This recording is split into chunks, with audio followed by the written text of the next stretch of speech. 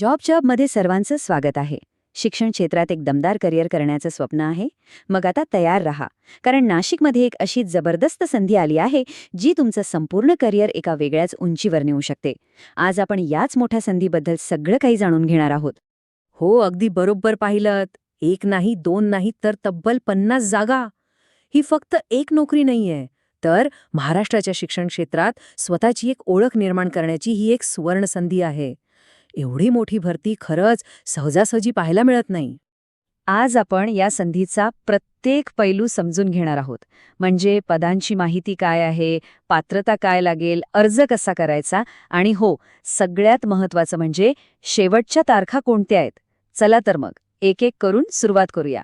ही संधी आपल्यासाठी आणली आहे महाराष्ट्रातील एका अत्यंत प्रतिष्ठित संस्थेने, यशवंतराव चव्हाण महाराष्ट्र मुक्त विद्यापीठ, म्हणजेच YCMOU.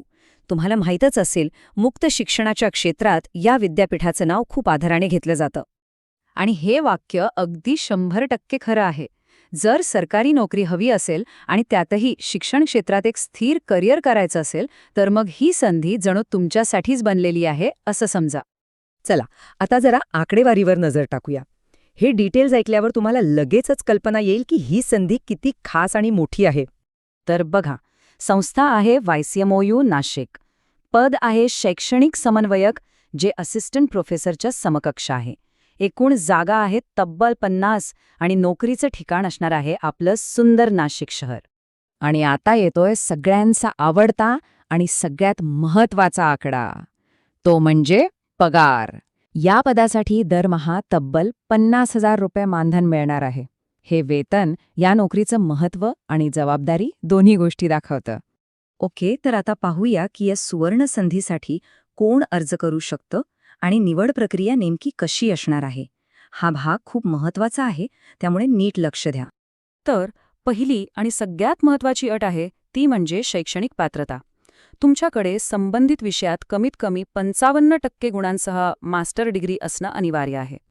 निवड प्रक्रिया अगदी सरळ आणि सोपी 2 टप्प्यांमध्ये आहे. सगळ्यात आधी एक लेखी परीक्षा होईल आणि त्यातून जे उमेदवार निवडले जातील त्यांची मुलाखत घेतली जाईल. तुमची अंतिम निवड या दोन्हीमधील कामगिरीवरच ठरणार आहे. चला, आता अर्ज कसा करायचा या प्रक्रियेकडे वळूया. ही प्रक्रिया थोडीशी वेगळी आहे, त्यामुळे प्रत्येक पायरी काळजीपूर्वक समजून घेणं खूप महत्त्वाचं आहे. यावर विशेष लक्ष द्या. इथे 2 गोष्टी करायच्या आहेत.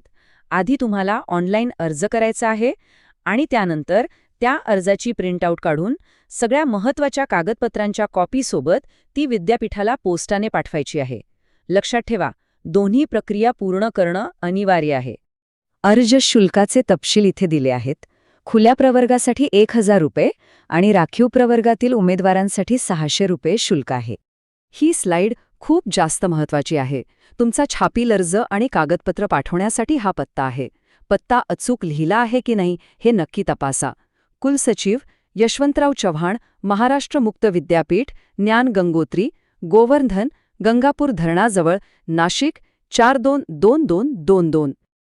आता वळूया सगळ्यात महत्त्वाच्या भागाकडे, आणि तो म्हणजे तारखा. पटकन आपला फोन किंवा कॅलेंडर उघडा आणि या तारखा आत्ताच्या आत्ता नोंदवून घ्या, कारण एकही डेडलाईन आपल्याला चुकवायची नाहीये. एक गोष्ट लक्षात घ्या, इथे 2 वेगवेगळ्या अंतिम तारखा आहेत.